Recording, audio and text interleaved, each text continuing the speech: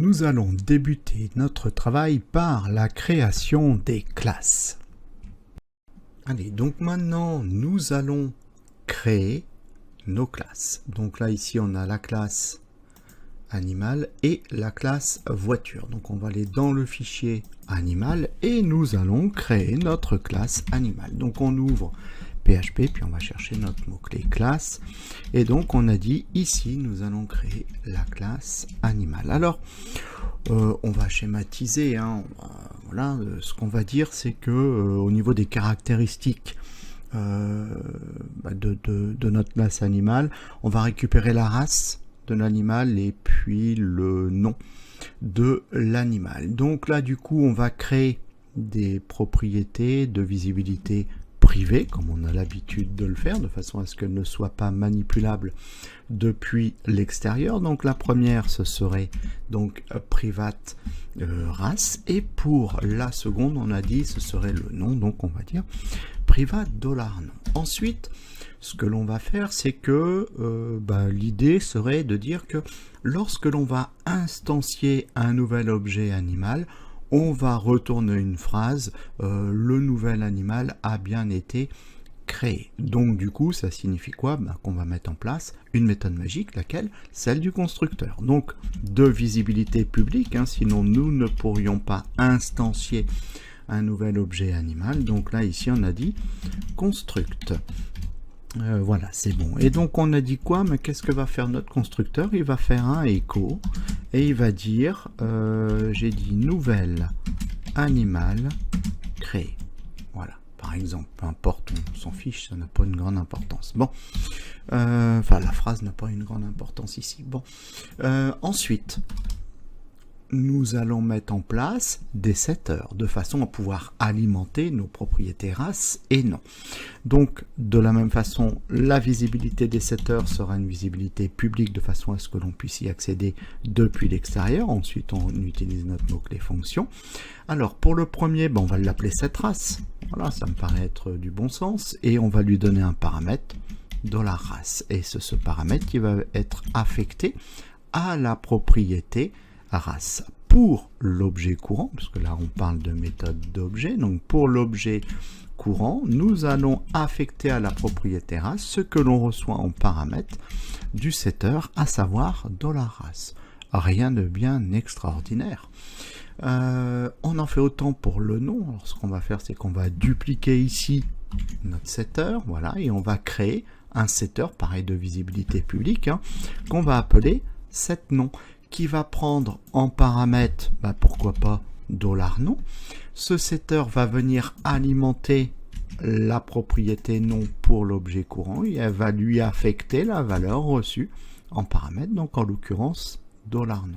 Et enfin, mettons en place les getters. Pareil, visibilité publique, et donc pour le premier, on va l'appeler getRace, et puis naturellement ce getter va nous return, il va nous retourner pour l'objet courant ce que contient la propriété race.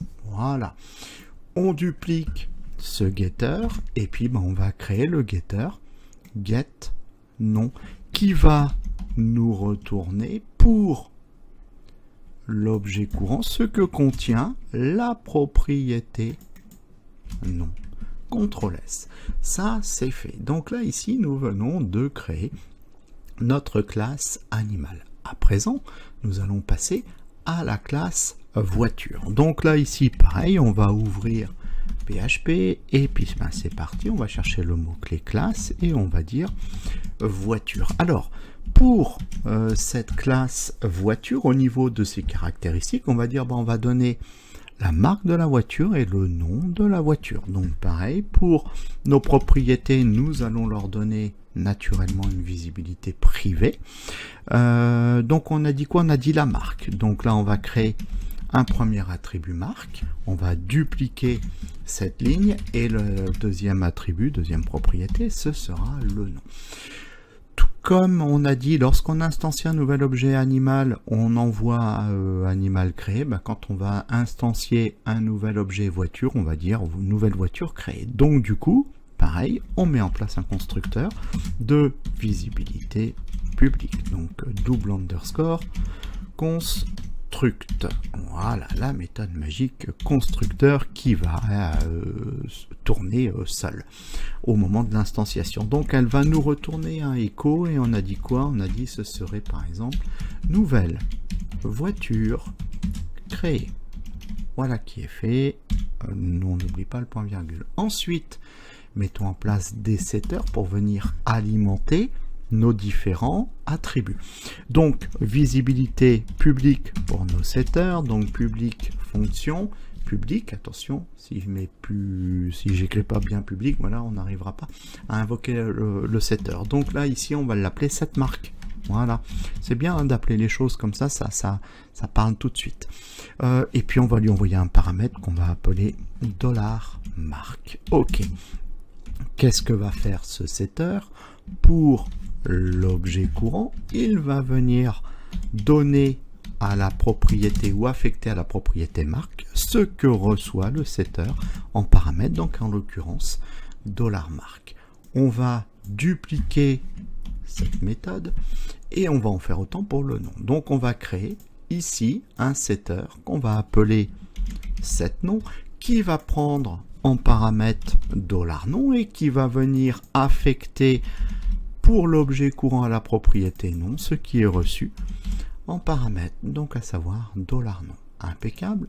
Il ne nous reste plus qu'à mettre en place nos getters. Pareil, visibilité publique, donc public fonction. Pour le premier, on va l'appeler getMark. Donc voilà, donc là du coup, on sait que ce getter va nous return pour l'objet courant ce que contient la propriété marque. Voilà, c'est pas très compliqué.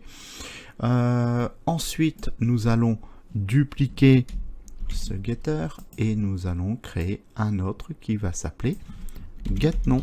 Et notre getter getNom va nous retourner pour l'objet courant ce que contient la propriété nom, CTRL S, et voilà, c'est fait. Donc là, ici, et notre classe animale et notre classe voiture sont à présent écrites.